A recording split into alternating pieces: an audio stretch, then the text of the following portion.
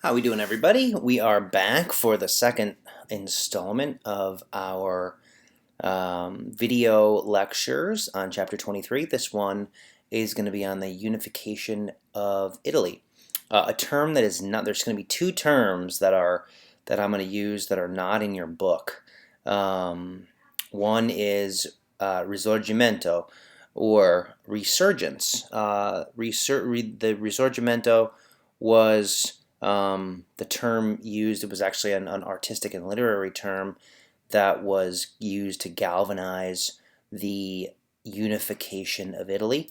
And it's, like I said, it's not in your book. It translates directly to resurgence. Um, Once again, they love to harken back to the ancients. Basically, a resurgence of when Italy was a unified peninsula under Rome. So it had not been a unified peninsula until 1860.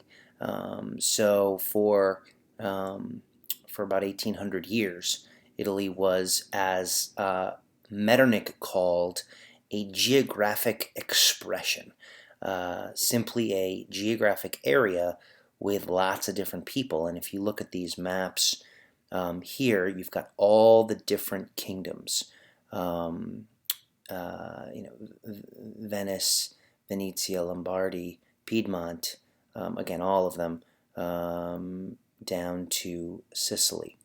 The wealthiest kingdom was Piedmont, Sardinia, um, ruled by Victor Emmanuel II, and with Cavour as the minister there.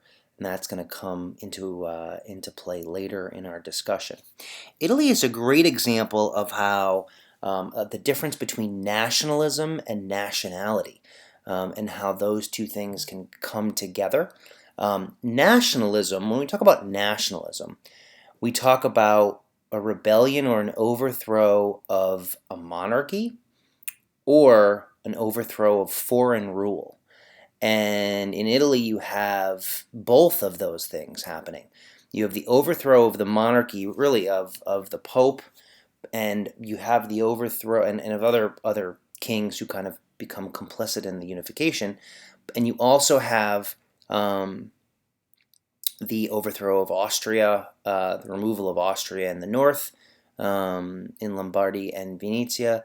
But you also have the nationalism or the nationality of the Italians who are connected. But there's also a lot of differences, different languages. We often think that, oh, Italy is Italy and oh, it's all the same. It isn't. Different languages, different cultures, different customs, different economies, very, very different. And the other thing, the other vocabulary that I'm going to use, basically from the southern part of Italy, here, the Kingdom of the Two Sicilies, is called the Mezzogiorno. The Mezzogiorno, or southern Italy, basically was more agrarian in their economy and much poorer, much more economically depressed, which factored into the unification as well. So, in Italy, we're talking about lots of different kingdoms, 10 different kingdoms, actually 20 different languages, very different ruling parties, very different ruling methods. You had the French, the Bourbons, you had the Habsburgs, you had the Pope. There was a lot going on, but there became this talk of a unified Italy. And it really started with this guy, Giuseppe Mazzini. We're going to talk about three things. We're going to talk about the soul, the brain, and the sword of the unification of Italy. And if there was a soul to the unification of Italy, it was Giuseppe Mazzini. He was a very staunch nationalist, heading up the group Young Italy. He pushed a revolution in 1848. In fact, a failed revolution. He was a Republican revolutionary, i.e., he wanted a Republican government. He didn't want a monarchy. He wanted a representative government. But once again, as we talk about this difference between liberalism, radicalism, conservatism, Mazzini was a radical, and he lived and breathed a unified Italy. It's what he wanted, but he was a little bit early, and there just wasn't enough. He wasn't a good enough kind of politician. He was much more, you'd equate him to Louis Blanc in France. He wasn't a socialist per se, but he was more radical. And again, there was a failed revolution in 1848, and he was driven into exile. But he kind of began the Italian unification movement. So then you have kind of the way things played out. You had the North and the South, and I mentioned the Mezzogiorno was much poorer, but you have the North, and in the North, especially in Piedmont, Sardinia, you have a very industrialized area.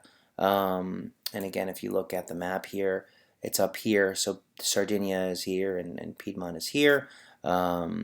You have a very strong industrial center here. And so that kind of begins this interplay. You have Cavour, who comes along. Camillo di Cavour is the brains of the Italian unification process, and who knows? Maybe he was more interested in bringing his king Victor Emmanuel II to prominence. Maybe he was in it for himself. Who knows? But the guy was smart. He was a Bismarckian prime minister. In other words, he kind of played one country off of another. Your book talks about how he goaded Austria into attacking Piedmont, and how France came to the aid of Piedmont, Sardinia, and the rest and Lombardy, and for a while there. But then Napoleon III kind of doubled back and made peace with Austria because of the whole Catholic connection. But at any rate, he was very skilled at politics, Cavour. Making sure that he lined things up, and because Piedmont was such a wealthy state, they were able to kind of achieve a lot of independence. And Cavour was really the guy that started the real concept of Italian unification from Piedmont. He was very successful pushing these initiatives. He helped build the wealth of Piedmont, Sardinia. So then, as they became more wealthy, they began to control more land from the north into central Italy. Again, by diplomacy, by the weakening of Austria. By this point, Austria was weakening in that area. And then we have the help of Garibaldi, the sword of the revolution. Garibaldi was the guy who cut through southern Italy and guided the unification from the south.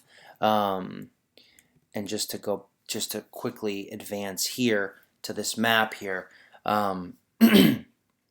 So he sailed down from Piedmont here. He sailed to Sicily, landed on Sicily, gathered his red shirts army, easily went through, got to the mainland, and met the armies of Victor Emmanuel II, who came down because he realized that if Garibaldi kept going, then he may be the person that would have become the leader of Italy, because people would have thought that this military leader could have governed, but he really couldn't have. At this point, he was older.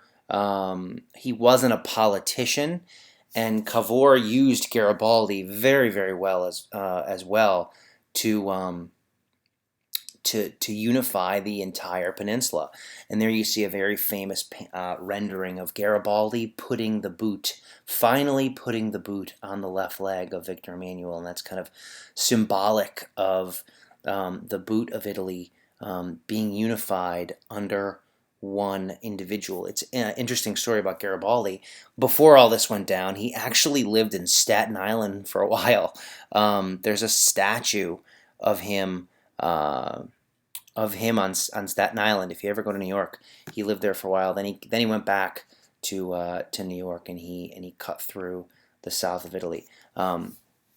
I just want to make note of Pius IX here. We talked about this when we talked about France, but he wrote a treatise called The Syllabus of Errors. He railed on rationalism, socialism, separation of church and state.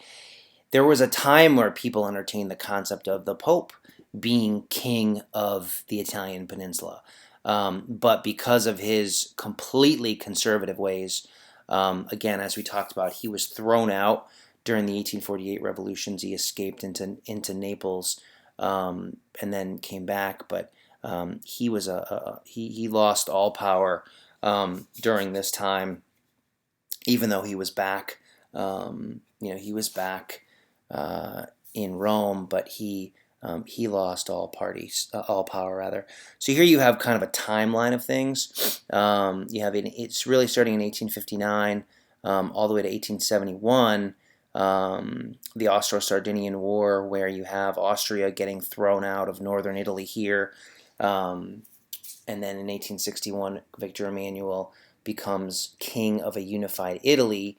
You have the Austro-Prussian War, which we'll talk about when we get to Prussia, where Venetia is lost. Austria gives up Venetia as part of their territory. And then in the Franco-Prussian War, that is when the French are finally cast out of Rome. And you get a fully unified Italy by 1871. And that's actually so Vatican City remains independent. And that's why we have Vatican City as the smallest country in the world today.